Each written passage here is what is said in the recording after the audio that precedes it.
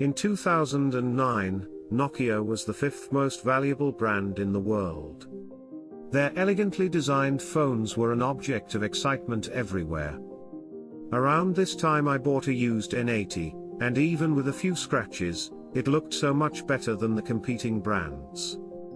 Fast forward to 2014, and Nokia dropped to 98th place in the ranking.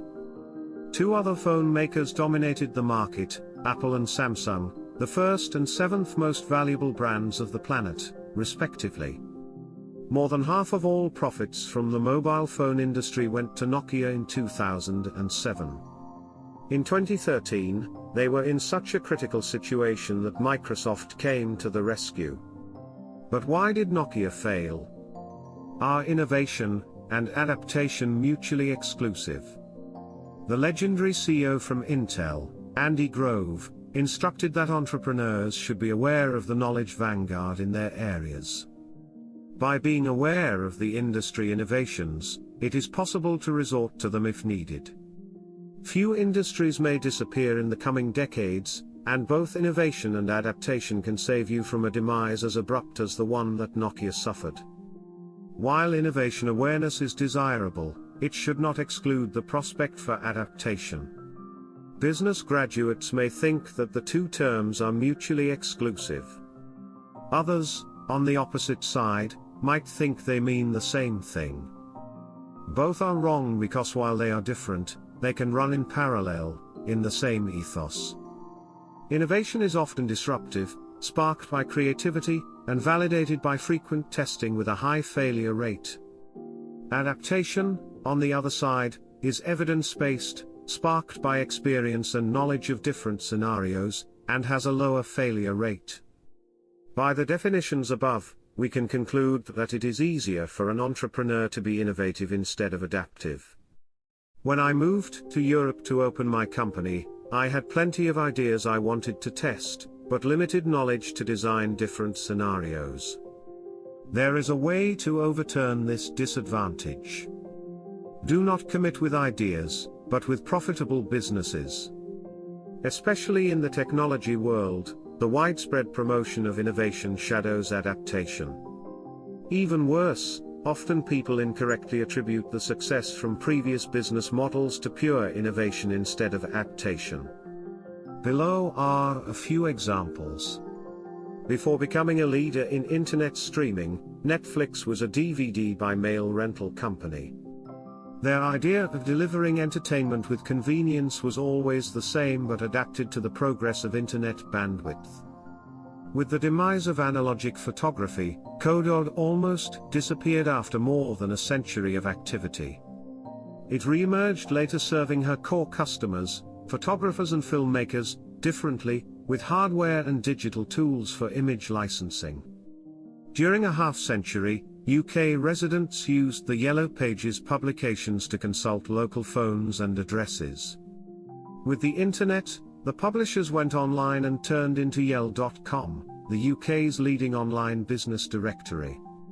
On its way to global expansion, Starbucks did not bet always in the same successful formula used in the USA. They developed taste profile analyzers to adapt their products to each region, to the point that in China they adopted ancient tea house practices intrinsic to the local culture. Reading the above examples, you may think it is all about innovation instead of adaptation. But see how none of the companies mentioned changed their target customers. None of them either changed the reason behind their products. It is not a case of completely transforming their business, but adapting to new environments, like Starbucks in China, or technological changes, like Netflix, Yellow Pages, and Kodak. This same adaptation that brought prosperity for the before-mentioned examples, and to Samsung, lacked at Nokia. The Finnish company insisted that design and hardware superiority, with all the heavy investments to acquire it, could protect them against the mobile app revolution. The idea of we invested too much to change our ways now translates into one of the most dangerous business traps, the sunk cost fallacy. A remedy for this pitfall is to not commit with an idea only, but with a profitable project that pays for itself. Let's talk about the Concorde Fallacy. Imagine you moved to a new state on the other side of the country. You just took a loan to refurbish an old building, turning it into state-of-the-art rental apartments to host MBA students from the nearby university. It is a campus city, and you are the only prime accommodation supplier, so profits are near guaranteed. One day, you receive the news that the state university will move all the executive programs to the capital, leaving only undergraduate courses in your city. Undergrads have less money, so either you lower your rental prices for unprofitable levels, or give back the building and close your rental venture.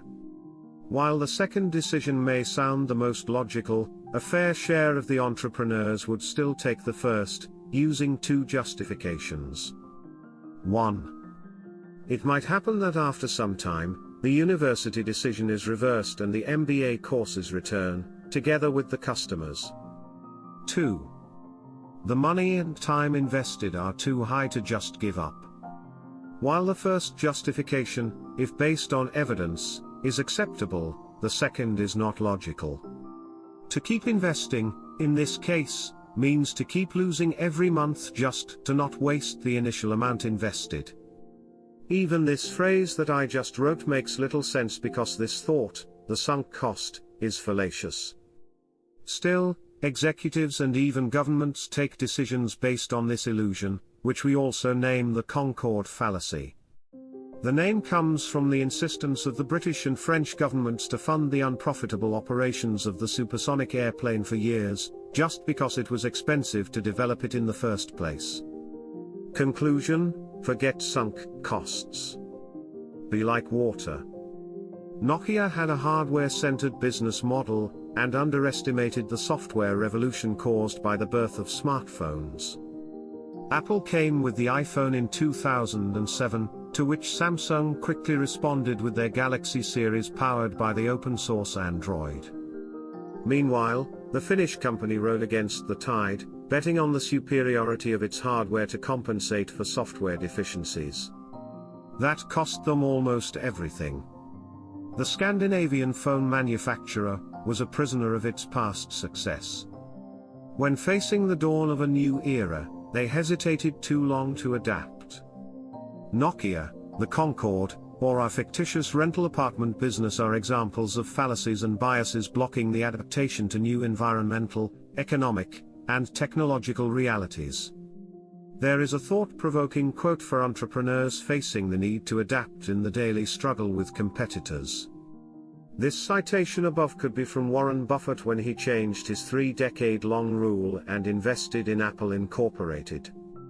It could be from Apple themselves when the company explored the still uncertain mobile software business. Or even from Starbucks, when they invested in tea shops to expand to China. But it is from the martial artist Bruce Lee.